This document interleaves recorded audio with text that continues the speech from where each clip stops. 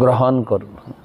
ওই বা আমরা আমরা দামোদর ষ্টকমে আমরা পাঠ করছি যে নম দেব দামোদর অনন্ত বিষ্ণু, হে দামোদর, হে অনন্ত, হে বিষ্ণু। নম দেব দামোদর অনন্ত বিষ্ণু, প্রসীদ প্রব দুঃখ জলাব্ধি মগ্নম। আমি এই ভব সমুদ্রে পতিত হয়ে অত্যন্ত দুঃখ সাগরে নিমজ্জিত হয়েছে। দুঃখ আর দুঃখ। আমরা গতকালকেও আলোচনা করছিলাম যে সবাই আমরা আনন্দময় ব্রহ্মের অংশ, আনন্দ পেতে চাই। আনন্দ কোথায়? সবাই মনে করছি যে আমি কিসে আনন্দ পাবো?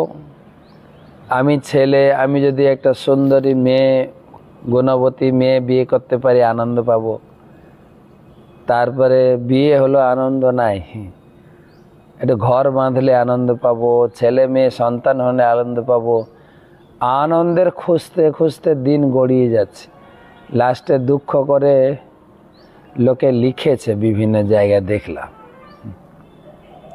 সুখটা স্বপনে, সুখ স্বপনে আর শান্তি চিতায় শ্মশানে।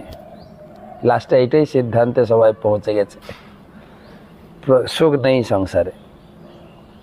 তো প্রভু, তো সুখ তো নেই। সেই জন্য নন্দসুত ভগবান কৃষ্ণকে প্রার্থনা করে বলছেন, হে প্রভু, আমি অত্যন্ত দুঃখ সাগরে নিমজ্জিত হয়েছি, জলাব্ধি মগ্ন, দুঃখ জ্বালা। নরোত্তম দাস ঠাকুর বলেছেন, সংসার বিষানলে, যার বড় সংসার, যার বেশি টাকা পয়সা, তার বিষের জ্বালা বেশি। সংসার, বিষয় মানে বিষ, বিষয় এক প্রকার বিষ। সংসার বিষানলে দিবানিশি হিয়া জলে, হিয়া মানে হৃদয় জ্বলছে। আমাদের কথাকার বলেন, চিতা চিন্তা সমায়ুক্তম বিন্দু মাত্রে না সমাহিতম। দুটো কথা আছে, চিতা আর চিন্তা, দুটো সিমিলার, দুটো সমান সমার্থক, কিন্তু একটা বিন্দু লাগালেই চিতা হয়ে যাবে চিন্তা। চিতা চিন্তা সমায়ুক্ত, দুটো সমার্থক শব্দ হলেও কথা দুটো, এই চিতা চিন্তা দুটো জিনিস অনেক পার্থক্য। চিতা দহতি নির্জীবম, চিতা আমাকে জ্বালাবে কখন? যখন আমি মারা যাব, শরীরটা নিস্তেজ হয়ে যাবে। চিতা একবার জ্বালাবে মৃত্যুর পরে। চিন্তা দহতি, আর চিন্তা যতদিন আমি বেঁচে থাকবো ততদিন জ্বালাবে। চিন্তা আমাকে সারা জীবন জ্বালাবে, আর চিতা একবার জ্বালাবে। তাই বলছেন, হে হে অনন্ত, নম দেব দামোদর অনন্ত বিষ্ণু, হে বিষ্ণু, হে অনন্ত, হে দামোদর, হে কৃষ্ণ, প্রসিদ প্রব দুঃখ জলাব্ধি মগ্নম, কৃপা দৃষ্টি বিষ্টাতি দীনং বতানো। হে হে অনন্ত, হে বিষ্ণু, হে দামোদর, কৃপা করে, কৃপা দৃষ্টি বিষ্টাতি, কৃপার বর্ষা করো, কৃপার বর্ষা। কয়েকদিন আগে টিকটিক করে বৃষ্টি পড়ছিল, অল্প বৃষ্টি, কার্তিক মাসে বৃষ্টি তো অত জোর হলো না, একটু একটু শীতে ঝাঁকানি দেওয়ার জন্য 2-4 ফোঁটা পড়ে। এটা শ্রাবণের বর্ষা না, কিন্তু ভগবানের কাছে প্রার্থনা করছেন, কৃপা দৃষ্টি বিষ্টাতি, কৃপার বর্ষা করুন আমার উপরে। কেননা দীনং বতন, আমি হচ্ছে দিন। গৃহানে সমামজ্ঞ, এই গৃহ শৃঙ্খল সংসার থেকে বেরানো আমি সমর্থ নই। গৃহানে মাম অজ্ঞ, আমি অজ্ঞ। আমি অত্যন্ত দীন। শ্রী চৈতন্য মহাপ্রভু কত সুন্দর উপায় দিয়েছেন কলিযুগের উদ্ধারের উপায়। কলিযুগকে বলে স্বর্ণময় যুগ। এই সমস্ত সুযোগ সুবিধা অন্যান্য যুগে ছিল না। অন্যান্য যুগে ঘর বাড়ি ছেড়ে জঙ্গলে গিয়ে তপস্যা করতে হতো,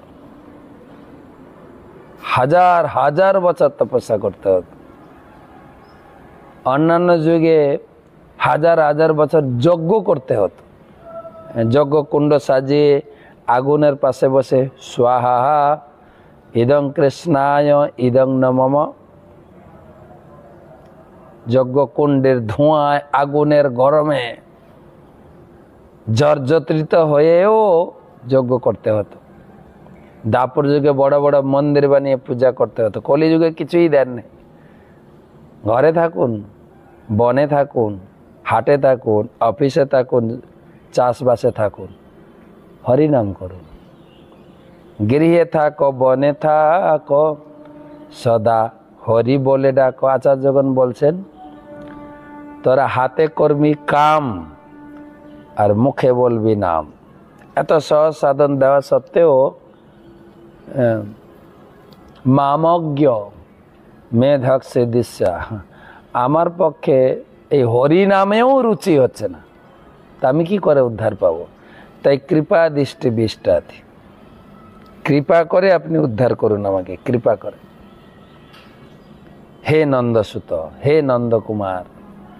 তো এখানে বলছেন সেই যে নন্দকুমার, নন্দসুত, তিনি জগতে চৈতন্য গোসাই রূপে আবির্ভূত হয়েছেন। তিনি চৈতন্যদেব। চৈতন্য মহাপ্রভু যে স্বয়ং কৃষ্ণ, এটা প্রতিষ্ঠা করছেন বিভিন্ন শাস্ত্রীয় দৃষ্টান্ত প্রমাণ দিয়ে, যে সেই চৈতন্য সেই আরো আমরা শুনেছি, বজেন্দ্র নন্দন যেই সচি সুত হইল সেই। যেই আর সেই একই ব্যক্তি, কিন্তু এমন নয় যে কৃষ্ণের অবতার চৈতন্য মহাপ্রভু, না, যেই একই ব্যক্তি, কিন্তু যেই আর সেই।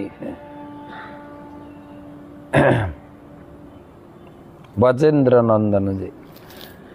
প্রভুপাদ তাৎপর্যে লিখছেন, সাহিত্যে অলঙ্কার শাস্ত্রের নিয়ম অনুসারে উদ্দেশ্য অংশের উল্লেখ হয় বিধেয়ের পূর্বে। এগুলো ব্যাকরণগত ব্যাখ্যা, আগে অনুবাদ হবে নাকি আগে বিধেয় হবে, যারা ব্যাকরণ পড়ে তারা বুঝতে পারেন। আমি যা অক্ষর হিসাবে পড়ে যাচ্ছি, বুঝি না কিছু, হ্যাঁ, বা আপনারা আবার প্রশ্ন জিজ্ঞাসা করেন না, বিধেয় কি, হ্যাঁ, তারপরে অলঙ্কার কি, যারা ব্যাকরণ পড়ে তাদের।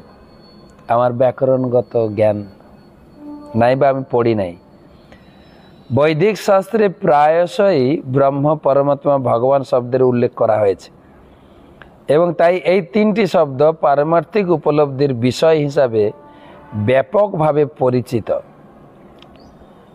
কিন্তু নির্বিশেষ ব্রহ্ম যে চৈতন্য মহাপ্রভুর দিব্য অঙ্গের কান্তি, অথবা পরমাত্মা যে স্বয়ং ভগবান চৈতন্য মহাপ্রভুর অংশ, সেই সম্বন্ধে অনেকেই অবগত নয়।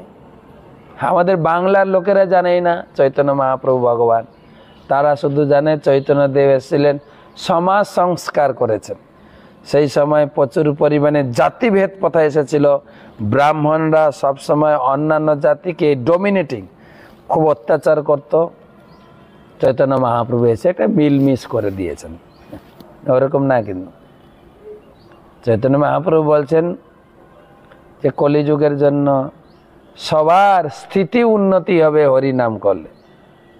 হরির নাম তিনি জগতে দিয়ে গেছেন। তিনি হরি, তিনি জগতে হরির নাম শেখানোর জন্য এসেছিলেন। সেই জন্য কৃষ্ণ অকৃষ্ণ বর্ণে এসেছিলেন। চৈতন্য চৈতন্য পরে আবার পাবো। তো তিনি, তাই ব্রহ্ম যে শ্রী চৈতন্য মহাপ্রভু, পরমাত্মা যে তার অংশ প্রকাশ, এবং পরমেশ্বর ভগবান শ্রীকৃষ্ণ যে চৈতন্য মহাপ্রভু থেকে অভিন্ন, তা প্রামাণিক বৈদিক সাহিত্যের প্রমাণের দ্বারা অবশ্যই প্রতিপন্ন করা আবশ্যক।